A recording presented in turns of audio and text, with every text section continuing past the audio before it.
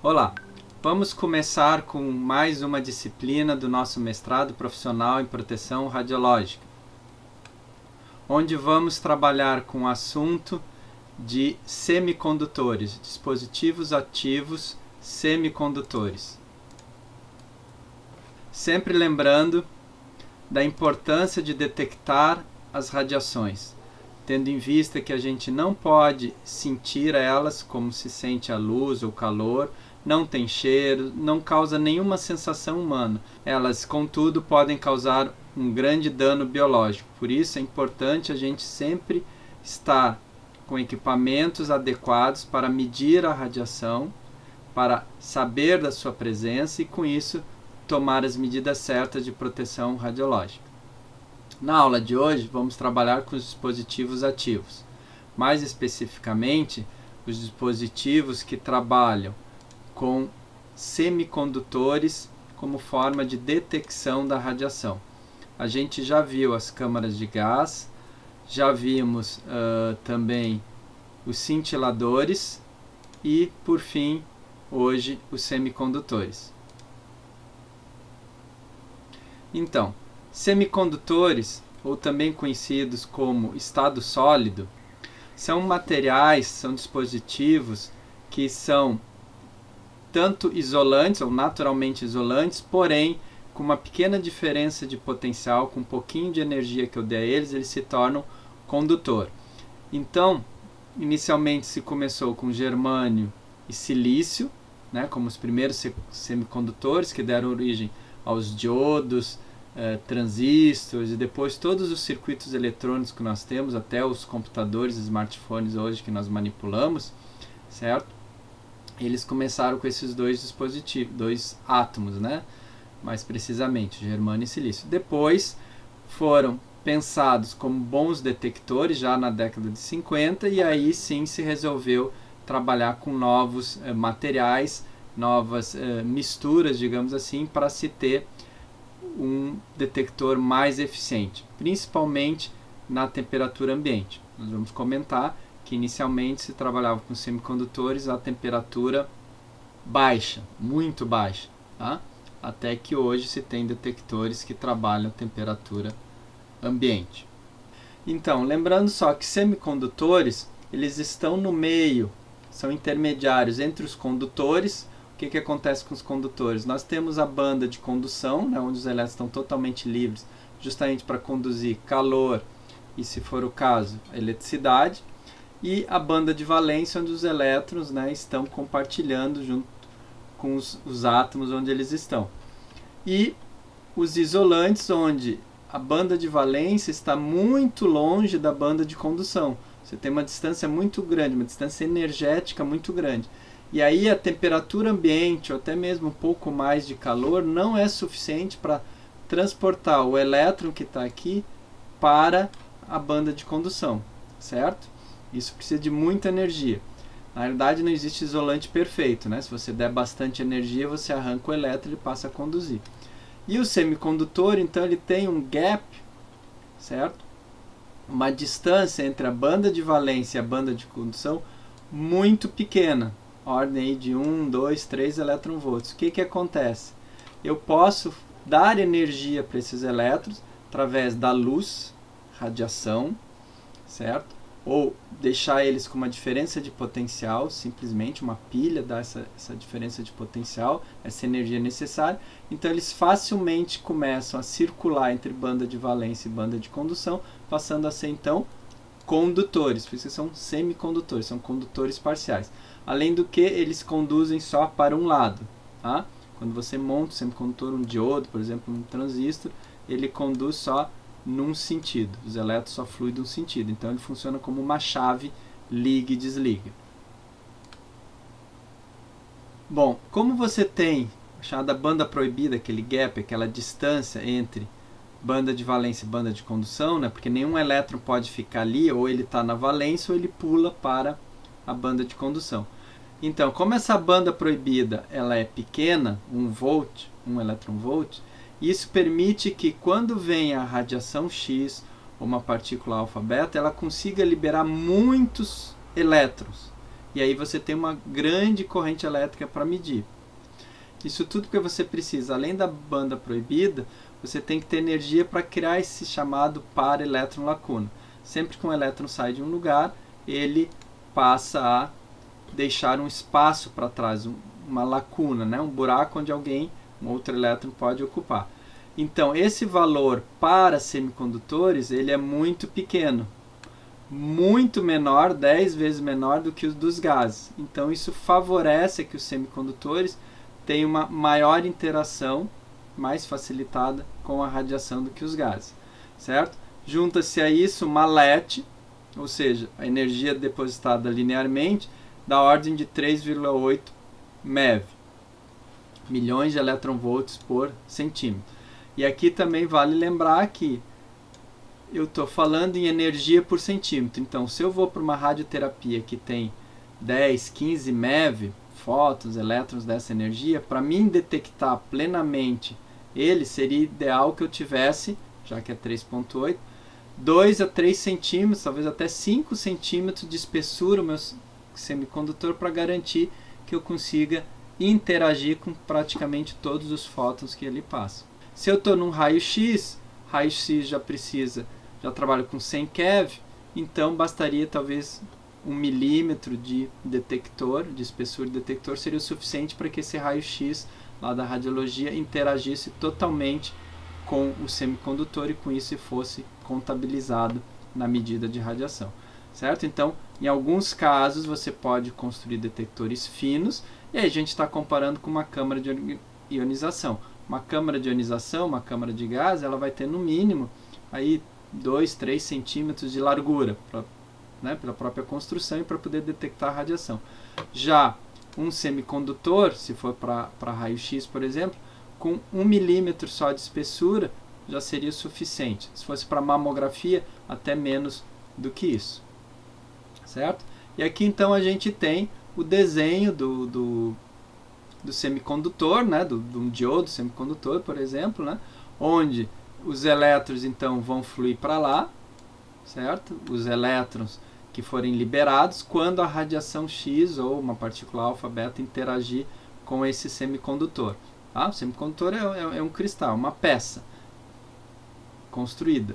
Então você aqui também já tem aquela ideia do LED, quer dizer, de acordo com a espessura que eu tenho desse meu detector, eu vou conseguindo interagir e deixando os elétrons livres aqui no caminho. Então eles trabalham muito próximo à câmara de ionização, que é liberar elétrons na passagem da radiação. Só que, como eles são sólidos, o que acontece? Eles são muito mais densos, tem muito mais átomo, muito mais molécula por unidade de volume. Então tem uma chance muito maior dos elétrons interagirem com o semicondutor, no caso aqui com o gás. Bom, justamente para me aumentar um pouquinho a questão da banda de valência com a banda de condução, é comum a gente fazer o resfriamento em baixa energia, em baixa temperatura do semicondutor, tá? Isso também ajuda a diminuir o ruído eletrônico que a gente já vai falar. E aí, como essa banda proibida, ela aumentou um pouquinho, certo? Faz com que eu possa colocar um pouco mais de tensão nesse meu semicondutor. Para quê? Para que eu possa atrair mais os elétrons livres, certo? Evitar a recombinação, evitar que esses elétrons resolvam voltar para os átomos que tem a sua lacuna, que tem o buraco, já que um elétron saiu, ficou um buraco, ficou um espaço para outro elétron ocupar. Então, se eu baixo a temperatura, eu consigo fazer campo elétrico mais intenso, dar mais velocidade aos portadores, eu coleto, eu meço mais elétrons livres. Então, essa é a vantagem de baixar a temperatura, que foi, no início dos tempos, os primeiros semicondutores usados como detectores. Aqui tem um detector, certo? Conjunto. Então isso aqui, por exemplo, eu vi a primeira vez numa feira, num congresso, né? Então eu vi esse cilindro grande aqui, de longe, o que eu imaginei? Uma câmara de ionização bem grande, quanto maior o volume, quanto maior o tamanho mais fácil de interagir, mais sensível à detecção. Imaginei aqui a parte do detector, ter o ânodo aqui, a eletrônica, etc, etc. Tá? Só que depois, perguntando e vendo, conversando, descobri o quê? Que na verdade todo aquele cilindro é simplesmente nitrogênio líquido para manter o detector gelado, congelado até a gente poderia dizer, né? Então todo o frio que está aqui gerado por esse nitrogênio líquido a menos, acho que 170, 180 graus, se não mais, é levado, né? Na verdade ele não leva, ele absorve o calor, tira o calor aqui de cima do detector. Então o detector é uma pastilhazinha mínima, digamos assim, que está aqui. E o resto tudo é para garantir o funcionamento, a refrigeração desse semicondutor, porque daí ele se torna melhor medidor, mais preciso, mais eficiência, etc, etc. Tem até um modelo portátil aqui, que não deve ser lá muito portátil, né? Deve pesar lá seus, sei lá, 15 quilos, etc, etc. Tá? Eu cheguei até a perguntar se poderia utilizar um desses para raio-x convencional, né? Até aí 120, 150 keV, e me disseram que para semicondutor não é muito utilizado. Eles até tinham se eu não me engano, um desses detectores aqui calibrado, ajustado para talvez um mínimo de 25 keV, né? Até pegaria um pouco da mamografia. Mas assim, é o mínimo do mínimo que ele mediria, mas ele seria só mesmo eficiente, confiável, só lá acima, acho que de 500 keV, lá perto de 1 MeV. Bom, então, como ele é mais denso, tem as características melhores, ele produz quase 20 mil vezes, 15, 20 mil vezes mais elétrons livres que uma câmara de gás. Logo, o sinal que eu vou ter que medir é muito maior. Isso facilita muito a minha vida. Só que também, ao mesmo tempo, a temperatura ambiente, por exemplo, por isso que a gente faz a refrigeração, a temperatura ambiente faz com que eu tenha problemas de sinal ruído, que é o chamado ruído eletrônico. Mas, como eu tenho uma corrente elétrica 18 mil vezes mais que a câmara de ionização, no final eu acabo tendo um pouco mais de sinal, um pouco mais de informação do que ruído propriamente dito, certo? Essa é outra vantagem. Bom, então o que atrapalha o funcionamento de um semicondutor? Então, o chamado ruído eletrônico. O que é o ruído eletrônico? Qualquer dispositivo semicondutor, até o nosso computador, smartphone, que trabalha lá com silício, bloqueando a condução de eletricidade num sentido, né? Deixando passar pelo outro sentido, certo? Mesmo tendo uma diferença de potencial ali de 1 volt, mais ou menos, que é aquela banda proibida, ainda assim, mesmo na temperatura ambiente, às vezes acontece de você ter elétrons que fogem, digamos assim, eles saem sozinhos e vão para o lado errado. Tá? É pouco, mas tem. Então isso chama-se ruído eletrônico. Também acontece que nem sempre eu consigo que todos os elétrons sejam coletados e façam direitinho o que a gente quer que eles façam, que a gente espera que eles façam. Então, de novo, assim como a gente comentou com outros tipos de detectores, às vezes você espera que 100 elétrons se encaminhem de um lado para o outro, do cátodo para o ânodo, e só vão 90, vão 95. Outra hora, por algum motivo, vai 105. Então você tem uma oscilação, que é chamado ruído eletrônico. Quando você está medindo um sinal muito baixo, isso é complicado. Mas ainda assim, ele tem uma boa resolução, certo? Então, se você quer discriminar, se você quer separar os fótons ou as partículas alfa, beta que estão chegando por energia, ele consegue. Então, se você quer saber se chegou um fóton de 10 ou de 12 keV, se o elétron que está incidindo também tem 500 ou 520 keV, se uma partícula alfa veio com 4 MeV, ou 4,100 ou 4,50, etc., ele consegue fazer essa detecção. Aqui sempre lembrando como é que funciona, né, o semicondutor, né? Basicamente, você recebe então a radiação X ou uma partícula alfa beta, arranca o elétron então deixa o hole, né, deixa a lacuna, o buraco para trás, o seu espaço, e ele sobe para a banda de condução. Se você tem uma impureza, né, isso aí pode atrapalhar, essa impureza faz com que você vá só até metade do caminho e depois vá, se for o caso, receber mais energia até a banda de condução. E se você consegue então liberar esse elétron para a banda de condução, ele vai ser chamado para um ânodo que vai estar aqui positivo, chamando ele. Tá? Então esses elétrons vão ser direcionados por ele. Só vou contabilizar no ânodo os elétrons que estão livres e que foram liberados pela radiação ionizante. Então, para que você tenha uma confiabilidade, uma eficiência, essa boa resolução e tudo mais, você precisa ter materiais livres de defeitos, certo? Alta pureza, de acordo com a energia que você quer medir, partícula alfa, beta, radiação gama, etc., uma espessura adequada, então a gente já comentou, para raio-x, até tomografia, um pouco mais, às vezes 1 milímetro de espessura é o suficiente para absorver toda a radiação. Se eu já vou para radioterapia, para MeV, 5, 10, 15 MeV, talvez eu precise de um detector, de um semicondutor já com seus 3, 4, 5 centímetros. Então, às vezes eu vou precisar de grandes volumes, certo? Isso é comum na detecção, como eu disse, de fótons ou de elétrons da radioterapia. Tá? Quanto maior o volume, quanto maior a espessura, melhor.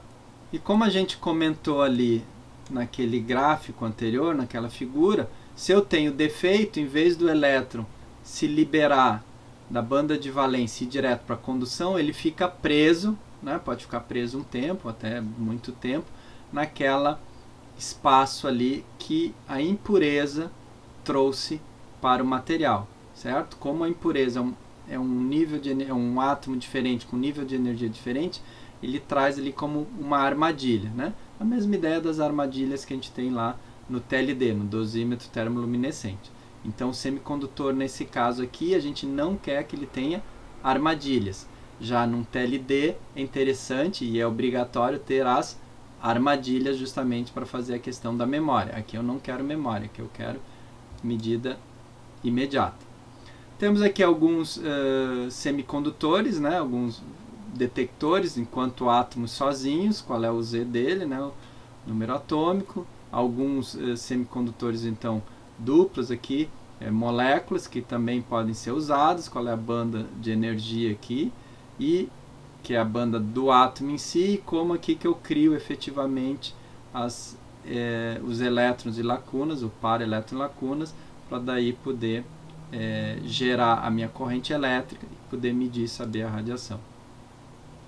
Aqui temos outros materiais, certo? Com a sua densidade, a banda proibida, a resistividade e outras informações aqui interessantes para se calcular a eficiência, a qualidade desse semicondutor enquanto medidor de radiação. Então, como o número atômico, a densidade é importante para a detecção, a gente vai conversar aqui um desses detectores, né, um desses semicondutores, que é o brometo de tálio, certo? É um exemplo só, temos vários, mas vamos só trabalhar um pouquinho com esse na aula de hoje. Então, ele tem um alto número atômico, assim ele tem um poder de freamento muito alto, certo? Principalmente para raios gama, ou seja, ele interage bem e consegue detectar bastante a radiação gama que passa por ele. E ele tem uma vantagem, ele trabalha em temperatura ambiente. Como a gente disse, no início os semicondutores eles eram usados somente a temperatura muito baixa. E isso dava a eles muita qualidade, mas deixava um processo muito caro. Então não podia fazer um detector de mão, alguma coisa simples, pequena, né, com um detector lá de milímetros, como a gente falou, certo? Porque ele não ia ser muito eficiente. Com o brometo de tálio, a gente conseguiu essa eficiência. Aqui, de novo, importante sempre, a gente mostra nas aulas a questão de você trabalhar com o coeficiente de atenuação linear para entender a importância da calibração na energia certa. Então, se eu estou calibrando para detectar aqui, por exemplo, 10 keV, eu tenho um coeficiente 1000. Se eu calibrar para 1000 keV ou 1 MeV, eu tenho um coeficiente praticamente 1. Ou seja, se eu calibro aqui e jogo radiação desse nível, eu só vou medir, a princípio, 1000 vezes menos. Então, eu vou achar, não tem radiação passando aqui porque o meu detector não está dando nada. Na verdade, a radiação correta seria em torno de 1000 vezes mais. Ao contrário, se eu calibro aqui, para usar, por exemplo, um MEV, usar lá na radioterapia, vou no raio-x, eu vou na mamografia, o que acontece? Ele conta 2 fótons e vai dizer que tem um monte de radiação, enquanto na realidade tem pouco, ele vai dar um valor 1000 vezes maior. Então, a importância de a gente entender. Inclusive aqui faz uma comparação, né, principalmente o fabricante que vai te vender o equipamento, vai dizer, olha, o meu aparelho aqui usa o brometo de tálio, ele dá aqui 4, 5 vezes mais sensível que o telureto de cádmio, por exemplo, e 100 vezes mais que o silício, por exemplo. Então é importante a gente entender exatamente o material que a gente tem e qual a energia e depois a sua calibração. Então o brometo de tálio, como eu disse, já começou na década de 49 a ser utilizado, porém, mesmo sendo a temperatura ambiente, ele não era muito puro, processo de fabricação, você não tinha eletrônica também naquela época, né? Já começou-se a construir os diodos, os transistores, mas você não tem a eletrônica que você tem hoje, conhecimento sobre filtros eletrônicos, etc, etc, né? Tem toda uma área da engenharia eletrônica que cuida disso.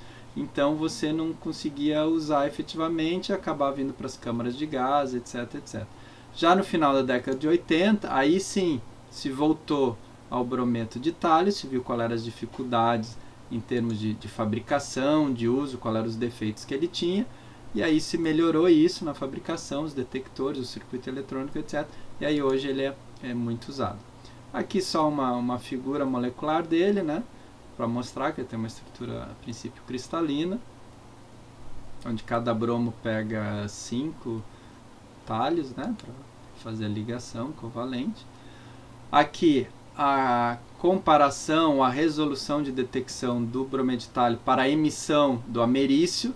Então, o ameriço vai emitir uma energia, um fóton da ordem de 59 keV, e o brometo de tálio ele vai conseguir uma precisão, uma resolução de 10 keV. O que significa isso? Que, arredondando para 60, né? Ele pode tanto medir 50 e dizer que é 60, como ele pode medir 70 e dizer que é 60. Então, na verdade, 60 para ele, que é o 59 que o ameriço está mandando, para ele vai do 49 ao 69. Isso dá uma relação, uma precisão de 16%, ou seja, de 60 ele erra 10. Se for para o bário, que manda 80 keV, essa resolução é de 50. Se eu for para o outro bário radioativo aqui, que emite uma energia de 355, a resolução é 28, ou seja, ele vai medir coisas 28 keV acima ou abaixo e vai considerar que é 355. Ele vai botar tudo no mesmo saco, tudo na mesma caixinha. 28 para 355, o erro então é de 8%. Se eu for para o Césio emite, Césio 137 emite uma radiação de 662 keV, e eu vou errar, né? Meu Césio está lá mandando essa energia que é única, tá? É precisa essa energia. Mas o meu detector vai lá dizer, olha, eu não estou medindo 662, para mim está chegando 690, ou 30 a mais, 698. Então ele vai dizer, esse Césio está emitindo em 698, o que é mentira, porque ele mede a 662. Então ele pode ter um erro de 36, pode chegar a 36, só que ainda assim tem a precisão de 5%. Então eu posso confiar. Então vejam a questão de saber usar o equipamento para a energia certa. Então se eu usar energia muito baixa, o erro é 15%.